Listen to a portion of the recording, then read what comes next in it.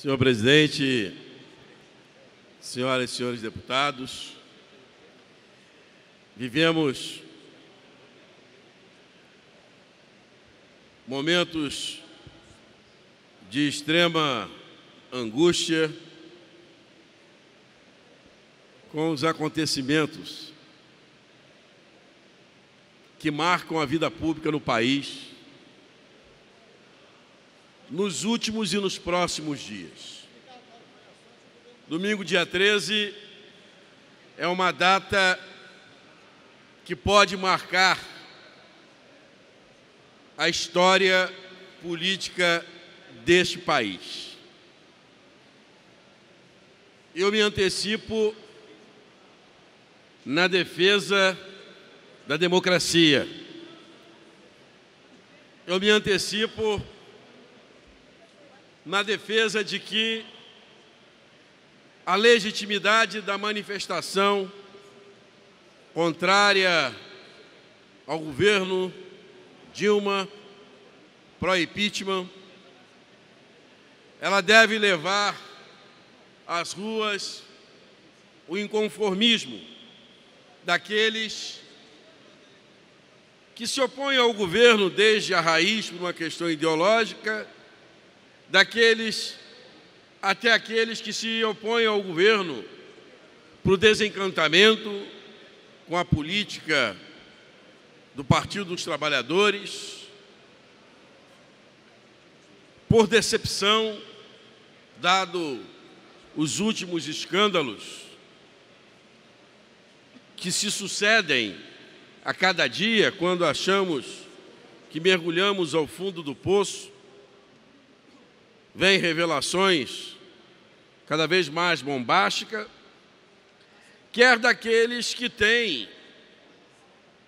são instigados por uma ação da mídia, objetivando necessariamente a um levante, a uma reação mais agressiva da população.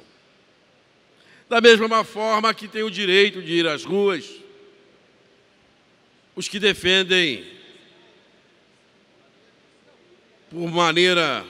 pelo viés ideológico, o Partido dos Trabalhadores, por razões de governo, por conquistas sociais, pelos avanços, também devem manifestar-se. Que nós não podemos admitir e estimular é que o confronto venha permitir que uma terceira via, a via da intervenção, ela saia vencedora nesse debate, que é o que alguns já se recolheram e estão misteriosamente no silêncio, ávidos para que isso aconteça. Então eu venho aqui ocupar a tribuna hoje e, na condição própria de vice-líder do governo, dizer que fico triste com essa situação do decreto do adiamento do pagamento dos servidores para o dia 10. Primeiro, para o dia 11, 10º dia útil.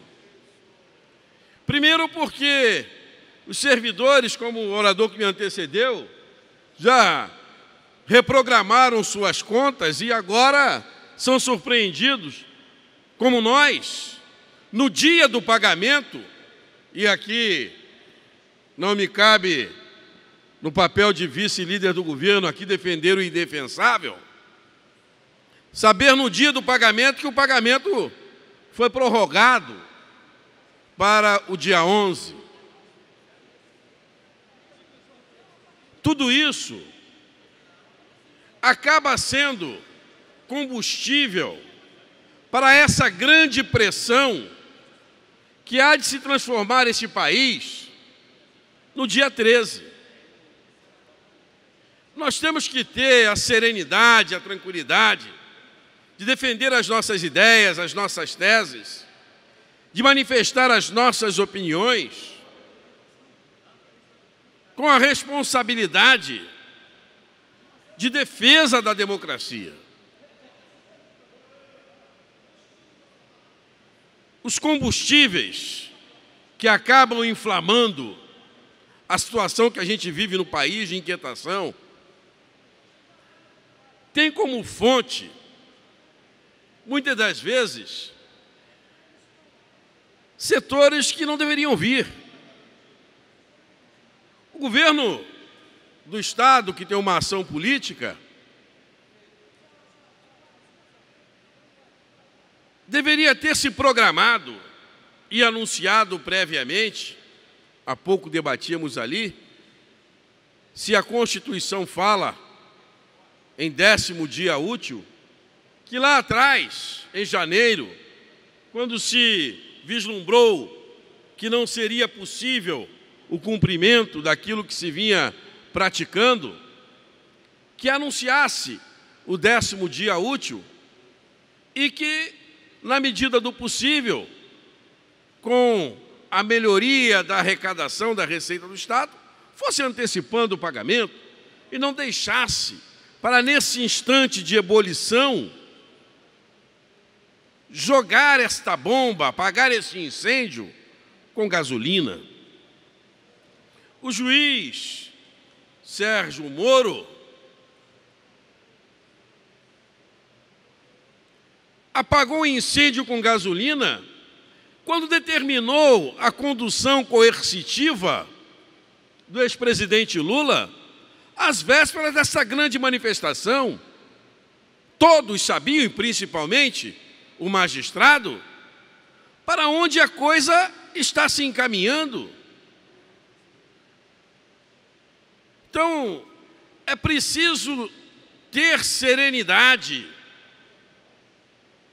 ter o vigor na defesa das posições. O governo está cambaleando, o governo federal. O que se anuncia mais adiante é uma insustentabilidade. As instituições, elas não podem padecer porque os governos padecem. A democracia não pode estar em risco porque está mal a presidência da República. O Congresso Nacional, a Câmara Federal, não pode correr risco de dissolução ou de intervenção porque está mal o seu presidente. Nós precisamos experimentar os remédios da democracia para o seu fortalecimento. Enquanto as instituições vão se fragilizando, vão se omitindo, nós estamos vendo crescer a pressão das ruas, nós estamos vendo crescer as agressões. Então há que haver neste país uma pausa para a reflexão da elite política,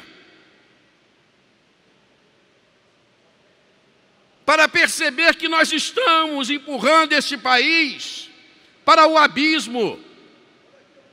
Do abismo da economia, nós já despencamos. Os governos estão na falência. Para o abismo da moralidade política, nós já despencamos. Ex-presidentes, deputados, senadores foram flagrados com a boca na botija, se empaturrando da corrupção, quebraram a Petrobras, destruíram o maior patrimônio do povo brasileiro, um legado de lutas, um legado de história. Como resolver isso? As nossas instituições precisam ser fortes. Antes, éramos reféns de um presidente da Câmara que foi flagrado com contas na Suíça, paraísos fiscais, operações escandalosas. Hoje, somos reféns de um governo que não se sustenta por seus próprios atos. O que nós não podemos é permitir que a democracia padeça nesse abismo para o qual estão empurrando. Então, fica aqui um convite à reflexão, à serenidade para aquilo que nós vamos construir na condução daqui até o dia 13. Que respeitemos as diferenças, que respeitemos as manifestações, mas que, acima de tudo, possamos preservar a harmonia e a paz social conjunto que irá nos permitir fazer essa travessia preservando a democracia. Muito obrigado.